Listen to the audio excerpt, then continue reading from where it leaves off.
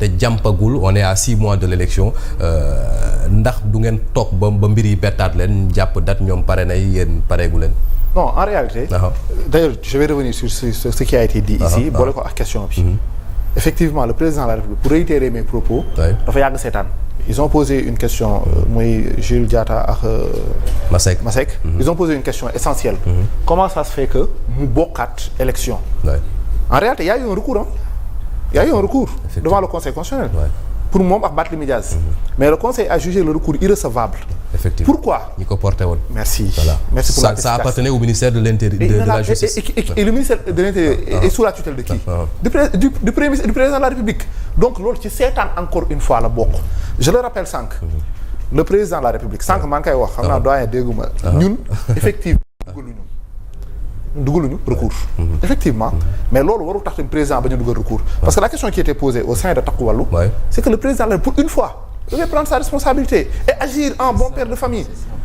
C'est ça en réalité. Président nag stabilité gouvernance am la jiital moom. Le président on ne lui demande pas. mu jiital stabilité xam ni nga ko wax. mu respecter serment bu mu jël. mooy lan mu respecter li ñu ko dénk. il est le garant de la bonne évolution ou fonctionnalité des différentes institutions. Exactement. Donc aujourd'hui moom dafa war a respecter et agir en bon père de famille. Donc aujourd'hui ñu ngi jëm ci élection. élection locale. defoon na ko élection législative. waroon na laaj nañ ko kañ ngay tas l'Assemblée nationale. mu am la décision nëbbu ko. bi c'est pas le même cas. il n'est pas prêt. Ah bon? Mais il n'est pas prêt. Même su fekkee gis ne ku jéegi ñëpp ak la société civile même di imposer ñu respecter le calendrier électoral. Il faut respecter le calendrier électoral. C'est lui qui n'est pas prêt. C'est le président. Est-ce que le pays est prêt économiquement? Alors là c'est pas de notre ressort, c'est pas de notre responsabilité. C'est sa responsabilité parce que moom bu muy ñëw au pouvoir les clignotants étaient au vert. C'est avec la déclaration de la dette cachée. Et d'ailleurs j'en profite pour féliciter Pape Malick Ndour qui a été la première personne, le premier acteur politique à déconstruire ce récit.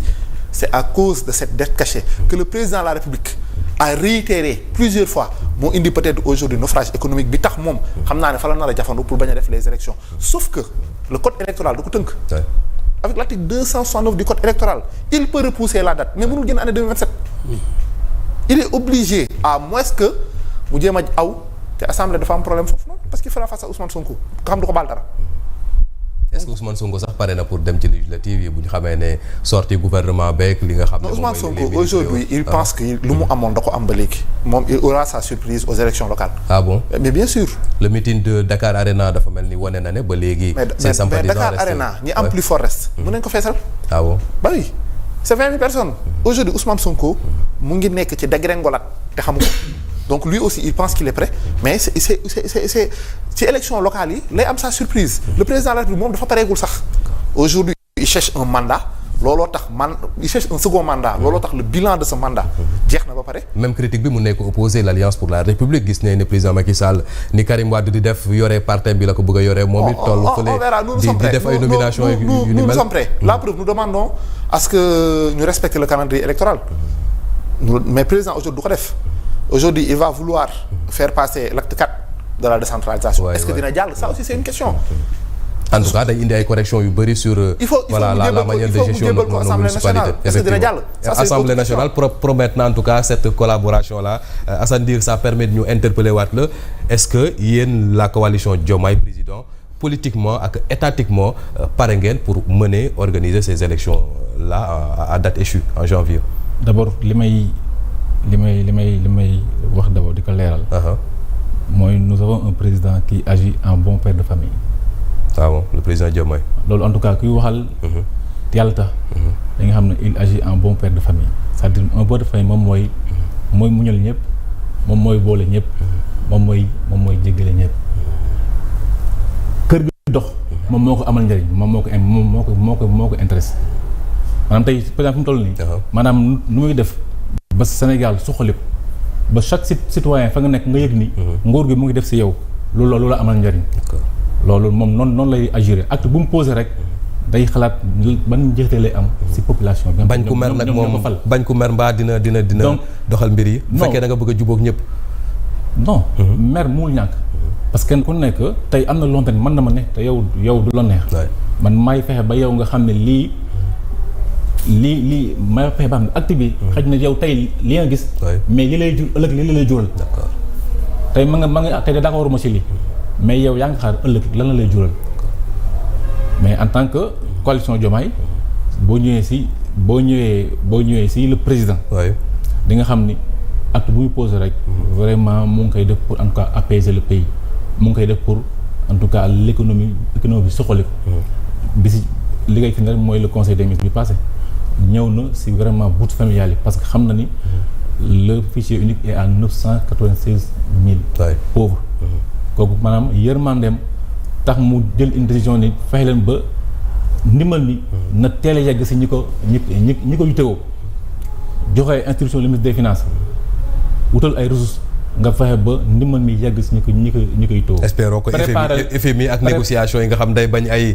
subvention ak yooyu noonu du bloqué loolu sur la question ndax dina convoquer pour ñëw si le corps électoral en tout cas ñun la coalition Diomaye ñun pare nañu pour dem élection que ça soit janvier wala benn date ñun on est prêt pour aller aux élections.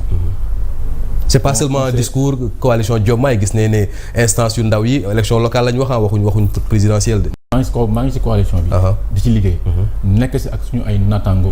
di ci liggéey ñun jàpp nañu xëy na ñoom ñoo bëgg peut-être ñu ràndale. peut-être loolu la ñu bëgg a pousser président. loolu aussi man nañ ko leeral. stratégie la mais ñun élection su amee janvier pare nañu pour dem ci élection yi. te pare nañu aussi pour en tout cas am une large majorité. ngeen am ku leen teewal ca Matam ca Karang ca Gandiaye. ak fu nekk président Diom maillage territoire bi dans tous les départements. dans toutes les communes. dans tous les villages dans tous les quartiers. effectivement alors on a une présence. mu ngoog Masseck opposition société civile nga baal ma yéen a gën a nekk en verbe ci question yooyu noonu respect li nga xam ne moom mooy calendrier électoral bi gis ne teel gi ngeen ci teel a dem woo président Diomaye mu respecte le calendrier là da ngeen yëg lu ñu yëgul ci possible report wala lu tax nga am taxawaay bu mel noonu.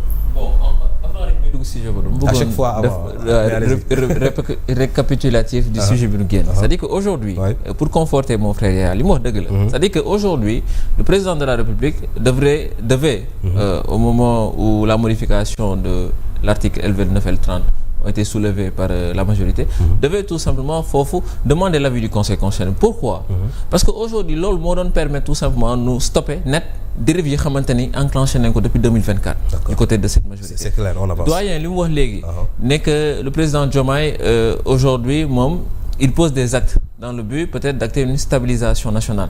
Non, il met en place des propos, il porte des propos mais posegul acte. maanaam day wax rek danoo war a juboo danoo war a jàppale agir bu fekkee ne jàpp na ne porter demander un avis mën na yëngal réew mi. non y a contradiction entre tey ku woote dialogue ni lii laa bëgg ci réew mi mais ñëpp là pour ñu waxtaan ak kooku posul acte. effectivement boobu format dialogue boobu sax mën nañ ko décrire mais quand même pour rentrer mais la situation l'imposait on était à la veille de la Tabaski. bon pas